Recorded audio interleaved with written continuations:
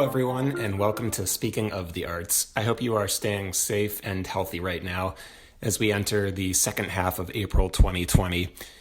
This is really a tough time to be in the arts, and there is certainly a lot of unknown as to when live music will be allowed to function again. So given everything that's going on, I really hope to offer something that I hope will be of value for everybody listening today who's wondering what opportunities are available to them right now. My guest is Brice Rosenbloom, who many of you may know from his work as producer and founder of the annual Winter Jazz Fest in New York City. Brice has just launched what he is calling the Jazz Coalition Commission Fund, and here is the official description. A collective of industry professionals, musicians, and supporters, the Jazz Coalition identifies global needs affecting the jazz and improvised music community and strategizes response, solutions, and opportunities. In this immediate reality of live performance hiatus, there is a need to keep artists in our jazz community active and compensated to create new work.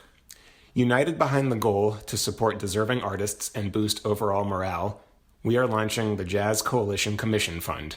With an initial silent funding goal of $40,000 to $50,000, deserving recipients will receive $1,000 microgrants through a nomination and jury process among coalition members.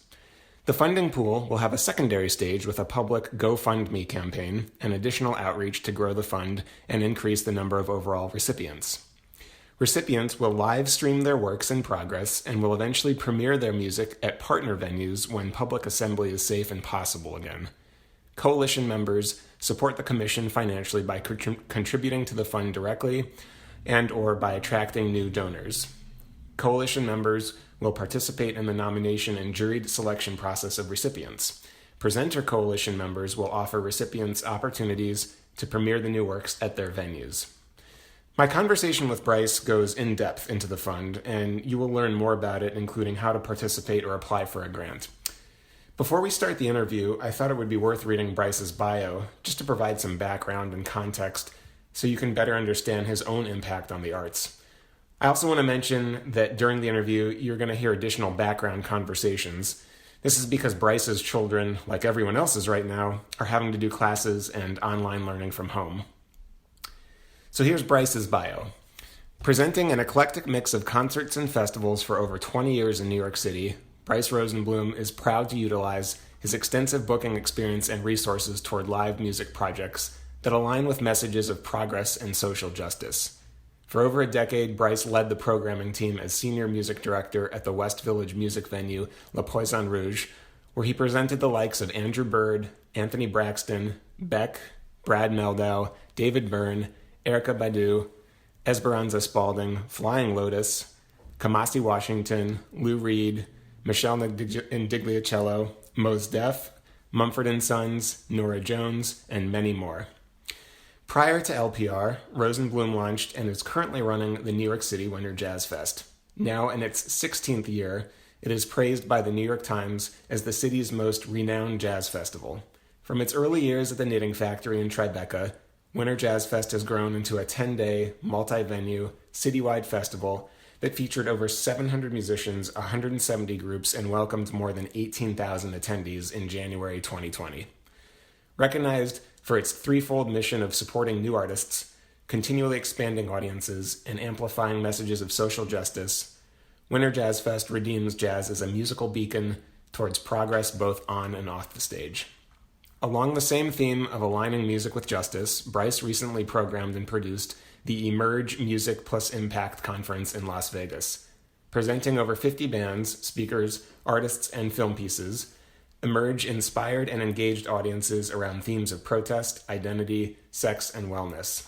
Brice continues to present events, festivals, and installations in venues around New York City, including the King's Theater, the Beacon Theater, the Knockdown Center, the Town Hall, the Apollo Theater, Webster Hall, Brooklyn Steel, and many more.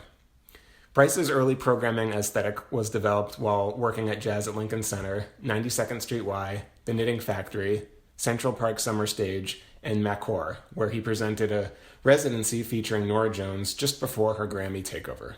In 2016, Rosenbloom received the Bruce Lundeval Visionary Award for extraordinary leadership and vision in expanding the audience of jazz. Without further ado, here's my conversation with Brice. Brice, thanks so much for taking the time to speak with me today. Welcome to the show. Thank you. My pleasure to be here. Yes. Well, I'm going to kind of let you take the reins here and describe to everybody what the Jazz Coalition Commission Fund is. Maybe tell people, how this came about, who it's intended to benefit, how people can participate, and let's just use that as a launching point for our conversation. Does that sound right? That's great. Thanks, Mike. Yeah, go for it. Sure. Certainly, these are really precarious times we're living in, and there's tremendous amount of need all over the board, in all parts of society. And what I've learned in recent years, producing and working on Winter Jazz Fest and other productions, is that it's so valuable to think about the community at our fingertips.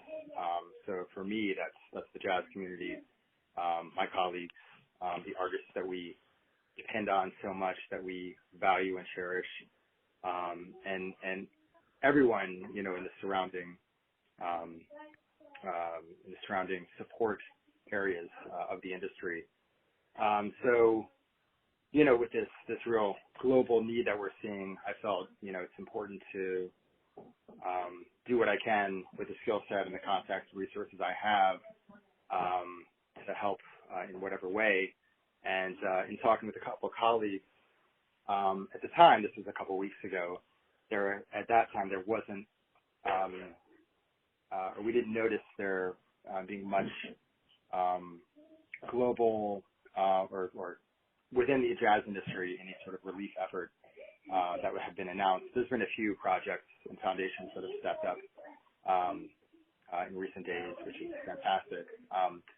But what we realized we wanted to do is create an organization that brings together the community, really unites the broad jazz community, inclusive of musicians and agents and managers and presenters like myself, and then also, some of the support entities like radio and journalists and photographers. So we're creating Jazz Coalition. The website jazzcoalition.org will have the information, and the primary or immediate objective is to launch this fund, which is a commission fund. So rather than being a relief entity, which is vastly needed, of course, what we wanted to do is create a scenario where we're giving an artist reason to create new work. So commissioning them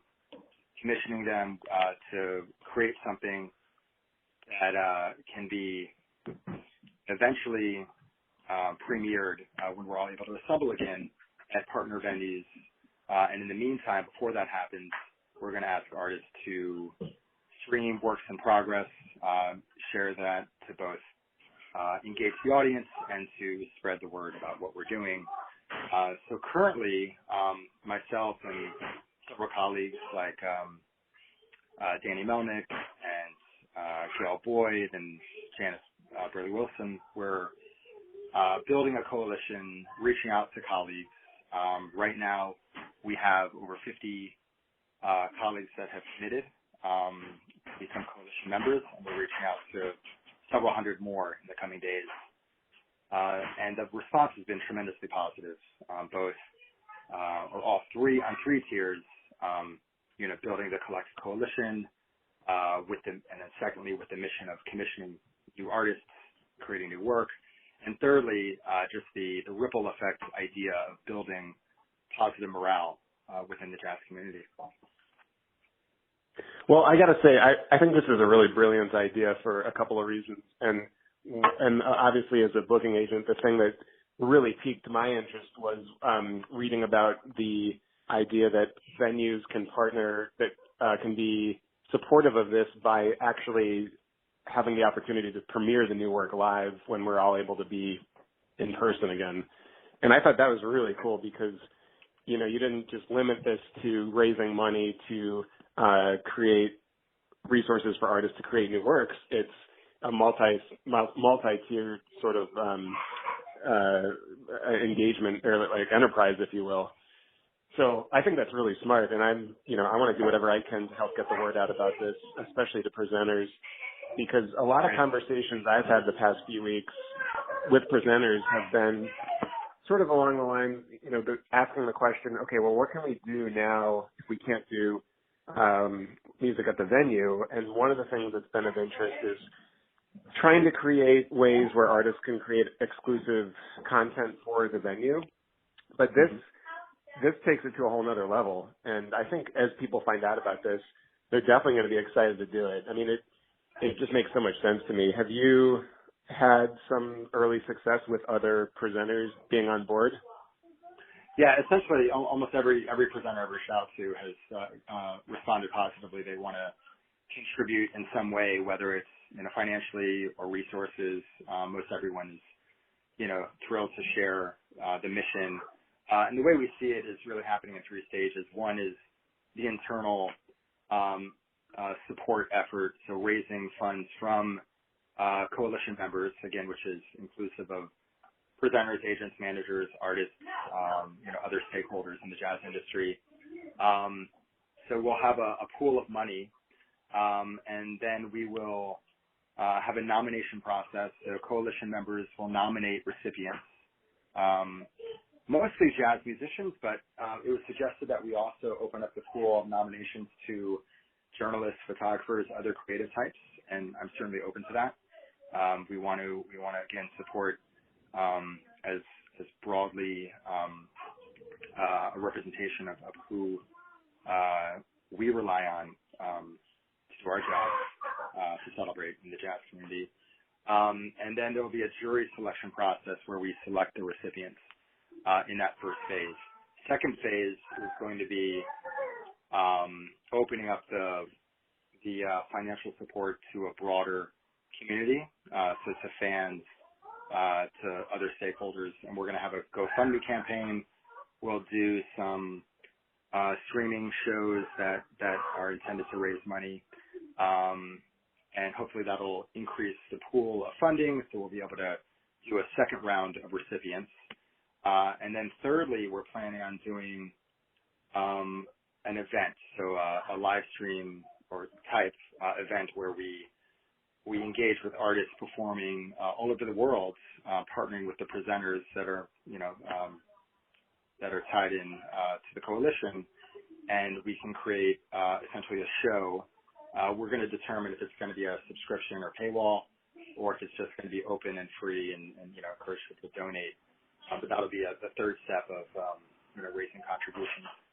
And then at the end of the day, we will have this pool of committed coalition members where we can engage with for future needs that may affect the community beyond this epidemic.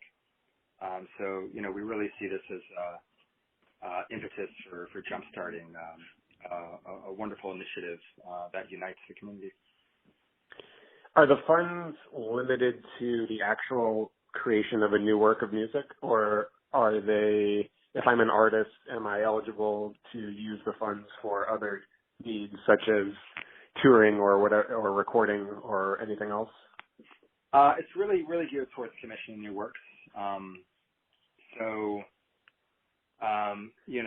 The thought is here we want in this time to be a spark and impetus for creation of new works in this time, and the end result we're imagining, like I said, being presented in partner venues, but it could also take the form of a tour or an album or a series that can be presented, with multiple artists. As I'm the presenter of Winter Jazz Fest, I'm also considering, we have, whatever iteration of Winter Jazz Fest we're able to do in January, but we could have a stage or a channel that includes commissioned artists. As far as the other financial needs of artists, we fully understand those are there, but we believe that there are other relief opportunities to support artists in those ways. Is there, I'm just thinking, so right now it's pretty much impossible for artists to get together and perform or record until these bans are lifted, although some certainly are still doing that.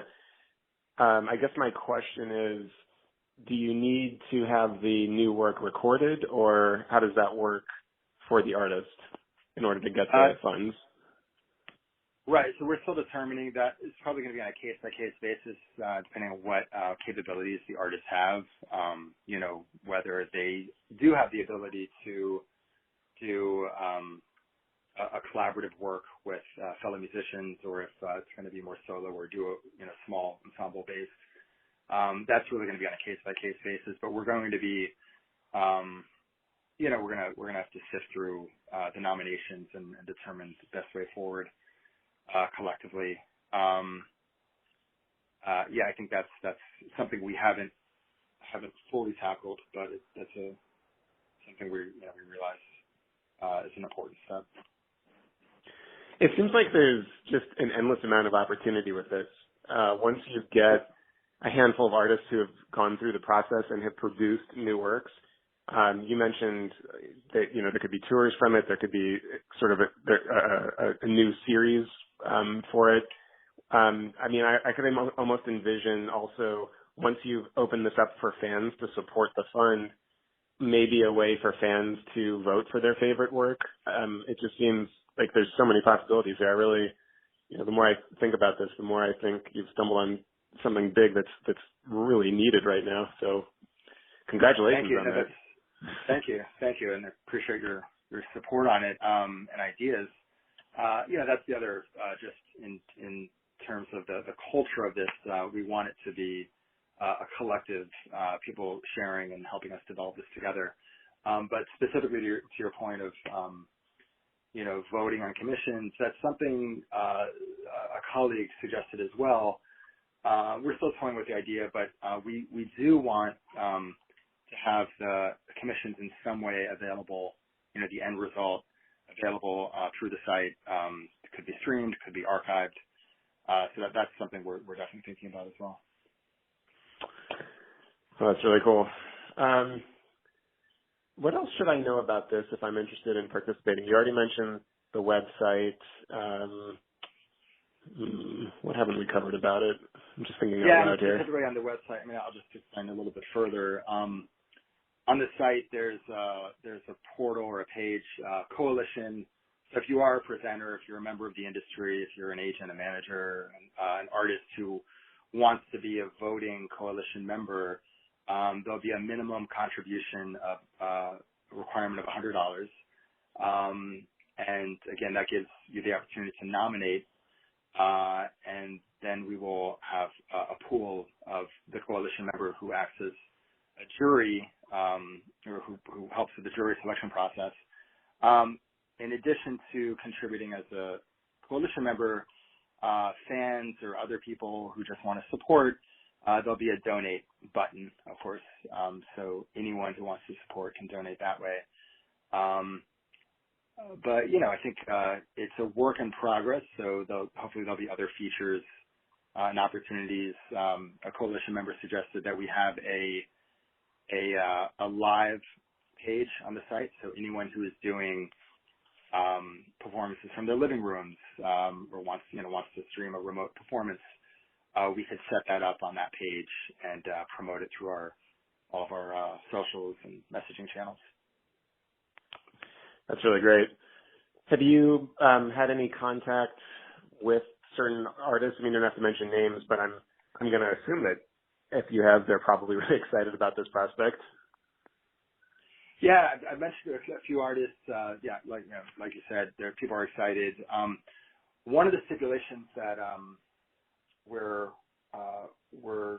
examining or we're considering in terms of selecting artists who are nominated, or even to help direct the nomination process, we want to support the artists in need. So a musician who is on paid faculty at a prominent university, or an artist who's recently received a deserved grant from a foundation.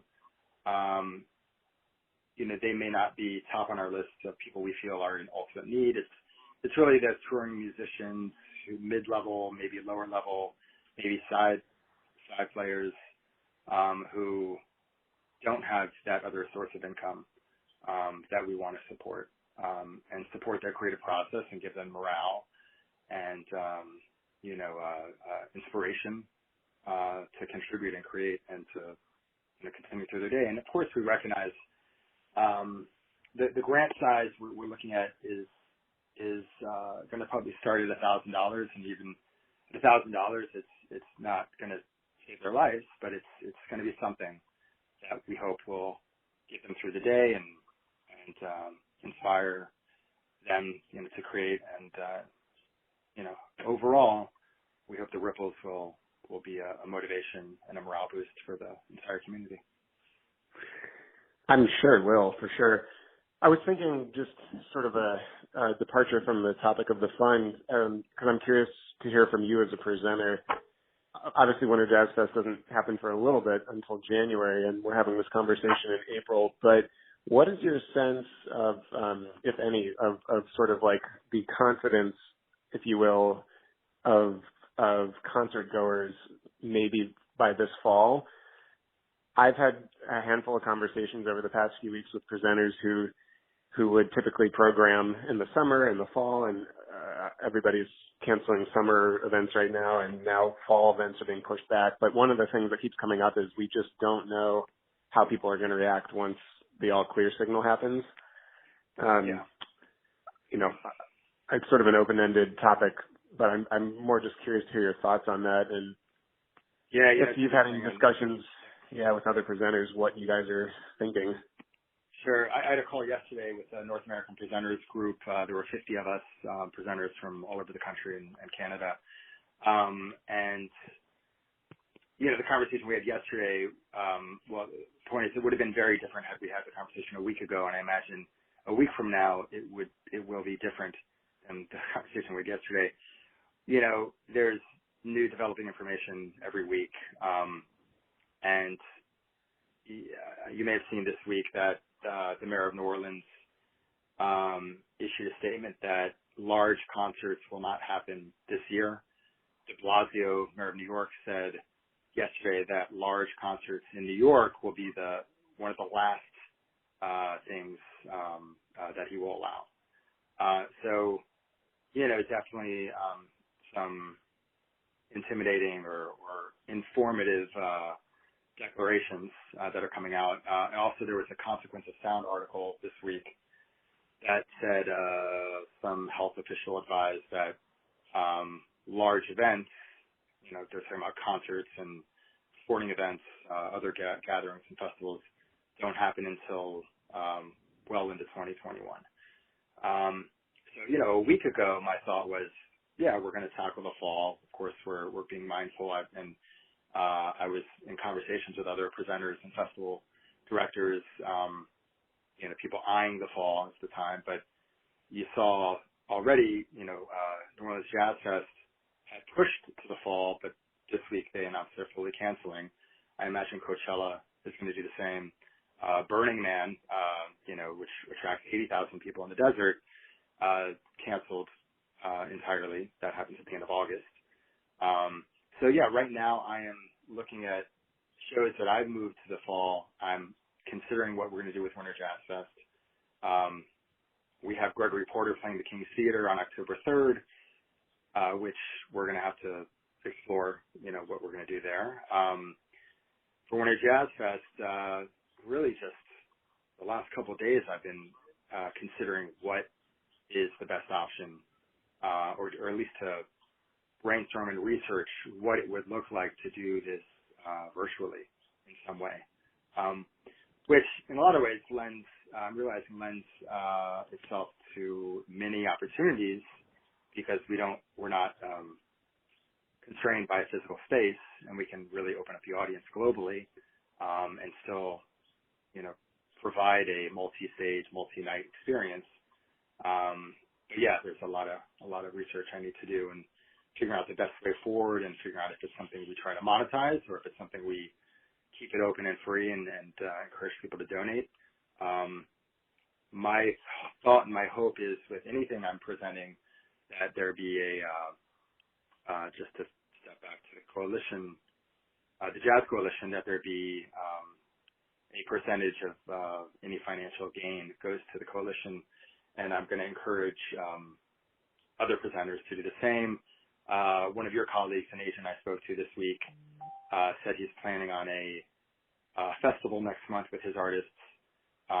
It's going to be donation based, and he's committed a percentage of earned revenue to the coalition already. So, yeah, it's a anyway, a whole mountain full of questions and thoughts moving forward. Yeah, but it is really I will hard. say that. Yeah, sorry, just to finish, I No, will go. say that unknown and that idea of anxiety when things are really lifted, that is definitely a tenuous question. And more than that, I believe this is something that we touched on in my industry call yesterday. There are probably going to be a whole bevy of new restrictions in terms of allowing people to assemble again. There may be testing at the door, or health papers, or additional security measures, additional cleanliness measures. Of course, I was talking to a group who was toying with the idea of a drive-in experience, which makes sense. People can isolate. You could have a movie or a concert set up at the very front. It could be set up in a parking lot. But when you get down to the details of making something like that happen, you still need to assemble a certain crew together to build it. You have to have a certain staff together to monitor, entry. And then the real kicker is how do you deal with bathrooms? That's probably the one prohibiting factor in a situation like that. And do you have a sense of just to go back to what you were saying a little bit earlier about no concerts for the rest of the year for a certain size? Do you have a sense of what size concerts those mayors were talking about as far as capacity? I haven't seen anything at this point specified in terms of numbers. If it has anything to do with how we were scaling down in the very beginning just over a month ago, most cities scaled down to venues that were 500 capacity or less had to limit their capacity by half. So in that regard, you're looking at 250 people inside a 500 capacity venue. If we're going to do it in a tiered way where we're scaling up, maybe that's a benchmark. But I think there just needs to be more known about the spread, and certainly the 6 feet rule. Some of the presenters I was speaking to yesterday were doing the calculations in their concert halls and venues. If they put seats out in venues, or if they close rows and limit seat distance or create seat distance in their concert halls, what do their new capacities look like? And it drastically alters their revenue model. But it's important, I think, for us to go through those exercises of doing those calculations, at least to explore what the possibilities are. Another thought, as things are listed in a tiered way, I imagine that they'll allow congregation of 10 or 20 people at a given time. So you could open up venues, at least have bands on stage, and then streaming from a physical performance space. Actually, speaking of, I don't know if you saw the Jazz in the Center Gala the other night. I saw it advertised, but I did not see it. Okay. One of the scenes, they were basically bouncing around between different cities, different artists, and there was a clip of Igor Butman with his band. I believe it was in Moscow. But it's a full band on stage. So, of course, different people are interpreting or restricting in different ways. Mm-hmm. But that certainly wouldn't be condoned over here. That large of a band on stage together. Right.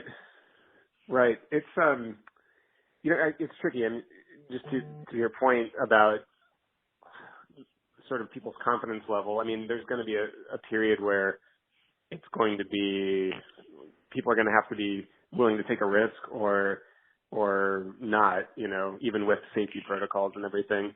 But I was talking to a presenter the other week, and I was trying to think about any time, in our recent history where we had a similar situation, and we really haven't, other than the first thing that came to mind to me was in 2013 or 14, the Paris shooting at the nightclub.